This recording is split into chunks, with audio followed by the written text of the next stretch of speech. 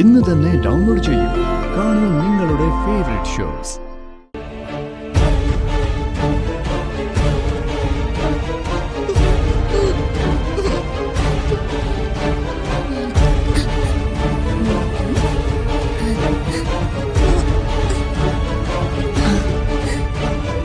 മോളെ എപ്പോഴാ എഴുന്നേറ്റ്?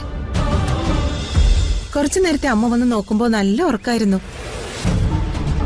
പല്ല് തേക്കണ്ടേ? എന്തേലും കഴിക്കണ്ടേ? ഇന്നലെ രാത്രിയും ഭക്ഷണം കഴിക്കാത്തല്ലേ മോള്? ദേ, അമ്മ ഒരു കാര്യം പറയട്ടെ.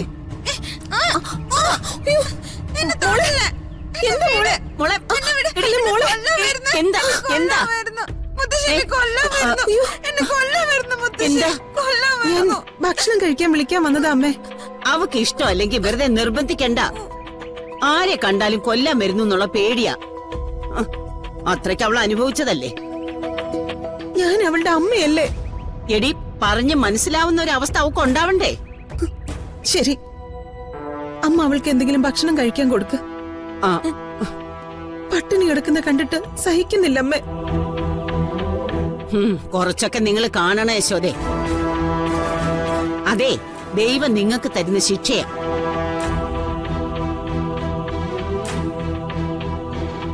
ഈ നിൽക്കുന്ന ഇവളുടെ മുഖത്ത് നോക്കി ഒരമ്മയുടെ കർത്തവ്യങ്ങൾ ചെയ്തിട്ടുണ്ടെന്നേ നിനക്ക് പറയാൻ പറ്റുമോ?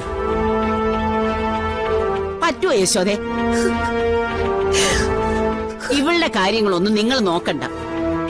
ഇവള് പട്ടിണി കിടന്ന് മരിച്ചാലും നിങ്ങൾ പോയി അവളെ തീറ്റിപ്പോറ്റ് അവളുടെ കാര്യം മാത്രം നോക്കിയാ മതി. നിങ്ങള് ചെല്ല്.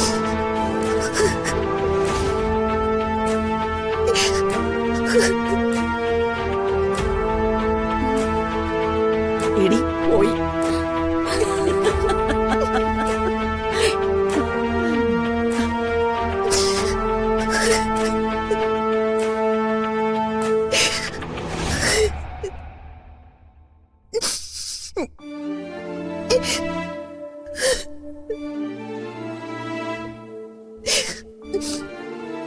എന്താ യശോദേ, എന്തിനാ കരയുന്നേ? ദേവേട്ട, പ്രിയങ്ക മോളെ ഇപ്പോഴും ഞാൻ ഭക്ഷണം കഴിക്കാൻ വിളിച്ചു. അവള് വരുന്നില്ല. അവളിങ്ങനെ പട്ടിണി കിടന്ന നമ്മൾ എന്ത് ചെയ്യും? മരുന്നുകളൊക്കെ കഴിക്കല്ലേ, ചിലപ്പോ അതിന്റെ ആവും. ഏത് ഡോക്ടറെ കാണിച്ചിരുന്നെന്ന് അമ്മയോട് ചോദിച്ചിട്ട് നമുക്ക് പോയി കാണാം. കാര്യങ്ങളൊക്കെ ചോദിക്കുകയും ചെയ്യാം. അവക്ക് വേണ്ടി നമ്മൾ എന്തെങ്കിലും കാര്യങ്ങൾ ചെയ്തിട്ടുണ്ടോന്ന് അമ്മ ചോദിക്കുക. അങ്ങനെയാണോ ദേവേട്ട നമ്മള്? അവളെ നമ്മൾ സ്നേഹിച്ചിട്ടില്ലേ? അവളുടെ കാര്യങ്ങൾ അന്വേഷിച്ചിട്ടില്ലേ? എന്ത് കുറവാ നമ്മൾ അവൾക്ക് വരുത്തിയിട്ടുള്ളത്? കുറ്റപ്പെടുത്തുന്നവരുടെ കണ്ണില് നമ്മുടെ സ്നേഹവും കുറ്റം തന്നെയാ. ഇപ്പൊ പ്രിയങ്കയുടെ കാര്യങ്ങൾ എന്താന്ന് വെച്ചാ അമ്മ നോക്കട്ടെ. അവളിനി നമ്മളെ തിരിച്ചറിയില്ലേ? അമ്മയെന്ന് ഇനി വിളിക്കില്ലേ? കാലം കാത്തുവച്ച കണക്കുകൾക്ക് മുന്നിലാ നമ്മൾ പകച്ചു നിൽക്കുന്നത്. നമ്മൾ നിസ്സഹായരാ.